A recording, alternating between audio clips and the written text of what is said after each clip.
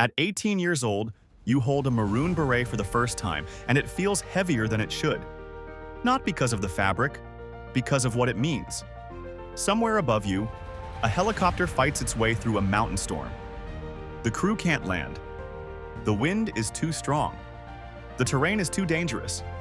So a pararescueman steps into the open doorway, looks down, and jumps. A family is waiting for help. A climber is running out of time. A soldier is bleeding, and somebody has to go.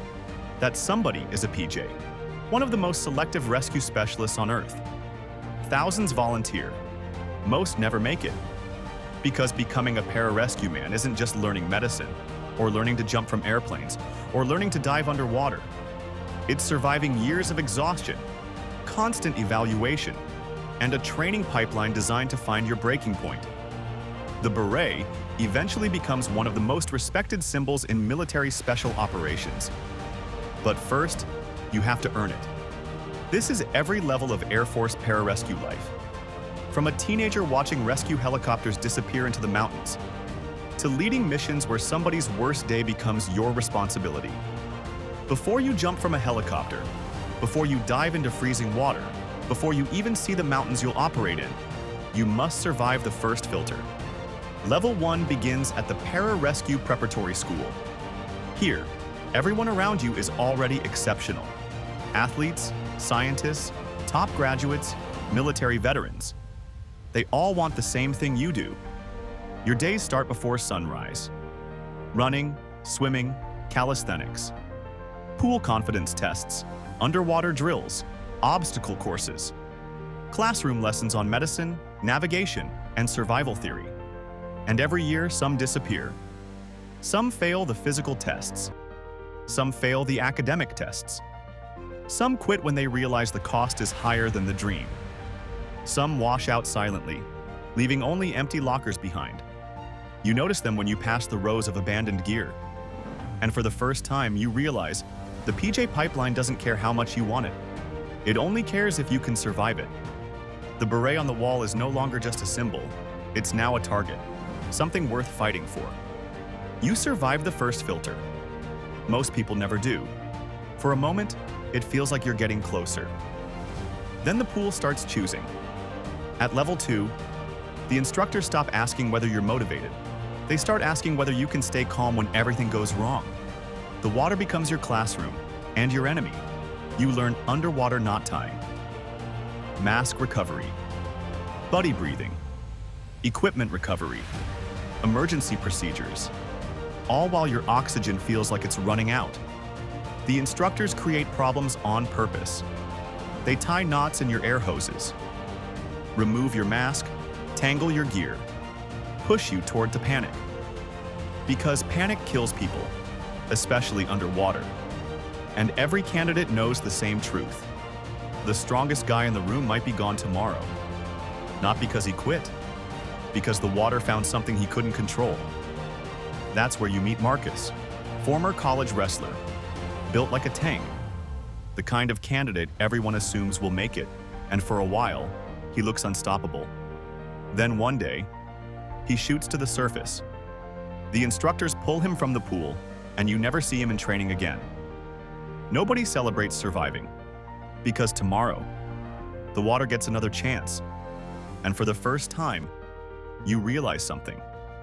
The pipeline isn't trying to make you stronger. It's trying to discover who stays calm when strength stops helping. The Maroon Beret still hangs on the wall. But now, it feels further away than ever. You survived the pool. You survived the first filter. Now the sky begins to choose. At level 3, you step into a static line jump. Your heart races as the instructor straps the parachute to your back. The aircraft climbs higher. The clouds are below you. Wind pounds against the fuselage. Your hands shake, your legs tense, and for the first time you realize, this isn't a classroom.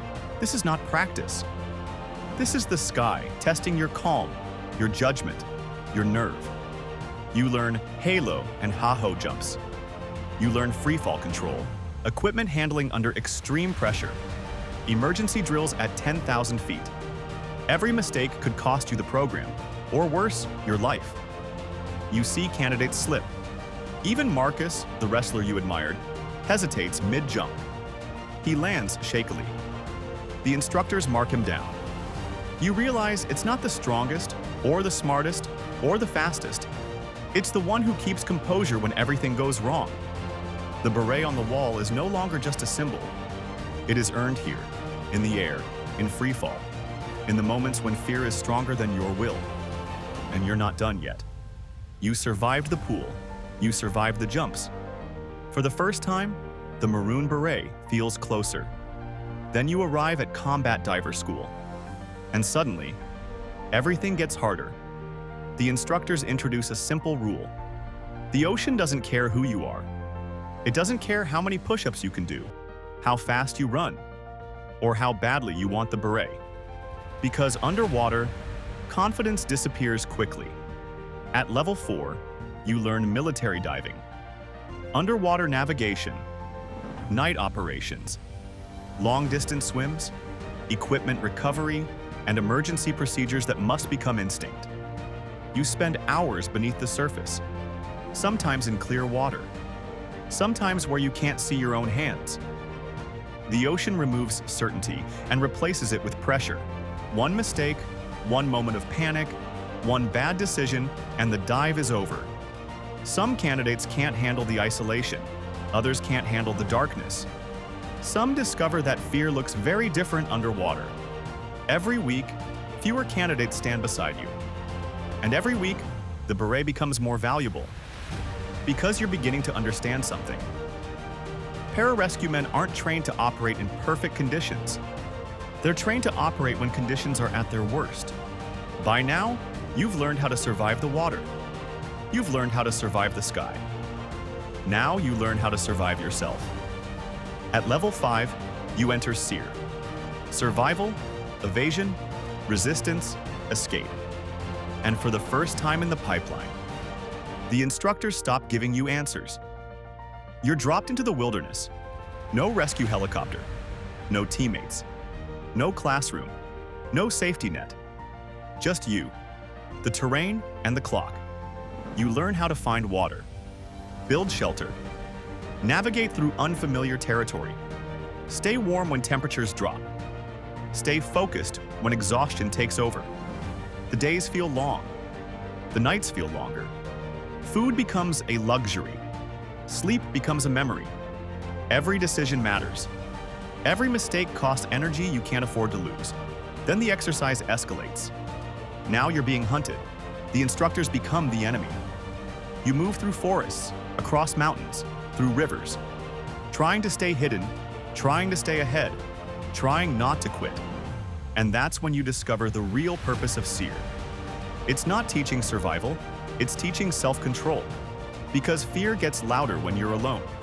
And eventually, the only voice left is your own. The Maroon Beret no longer feels distant. It feels earned. But the pipeline still isn't finished with you.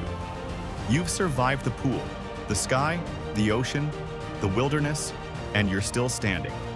Now the instructors begin applying what you've learned. At level 6, the training stops being abstract. It becomes real. You triage an injured soldier. You lift a casualty onto a stretcher. You rappel down a cliff into a canyon. You dive into a raging river to pull a victim to shore. Everything you learned in isolation now combines. Every movement, every decision, every breath counts. You see Marcus again. He made it through SERE. Now he struggles with a rescue patient. Because it's not strength that counts.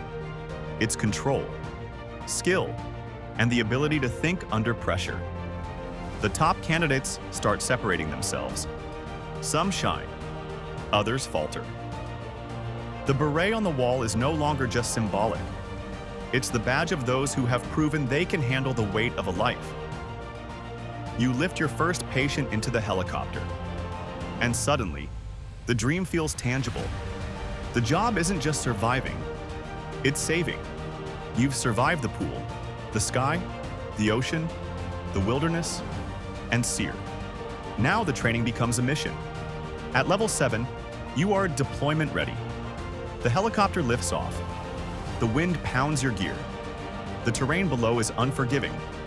You rappel down a rope into a canyon. A soldier is injured, a climber is stranded, a civilian is trapped in floodwaters. Your every decision matters. Every breath, every knot, every movement counts. You coordinate with the pilot. Check the line, communicate with teammates. Apply medical skills. Move fast, stay calm. One slip could cost a life. The top candidates execute flawlessly. Others hesitate, and you remember every failed drill, every test, every instructor's word. The mission isn't about proving yourself. It's about doing your job well enough that someone else doesn't have to worry. The beret on your head now feels earned, heavy with responsibility. This is what it means to be a pararescueman. The training is over, the evaluations are over, the selection process is over. The Maroon Beret finally sits on your head, and for a moment, you think that's the finish line. Then you realize something. It never was, because the beret was never the goal. The goal was every life behind it. Every rescue, every mission, every person who needed help on the worst day of their life. Years pass. The missions blur together. Mountain rescues, flood evacuations, medical emergencies, night operations, lives saved, lives lost, lessons learned, and eventually, a new group arrives. Young, motivated, nervous, standing exactly where you once stood. They stare at helicopters lifting into the sky, wondering if they'll make it, wondering if they're good enough, wondering if they belong. And suddenly, you see yourself. Not the operator, not the rescuer, the kid, the one holding a beret that felt too heavy. For the first time, you understand what it actually meant. The weight was never the fabric, it was the responsibility. Because someday, someone else's worst day will become their mission, and they'll have to be ready. The helicopter lifts off. The new candidates watch it disappear into the mountains, and the cycle begins again.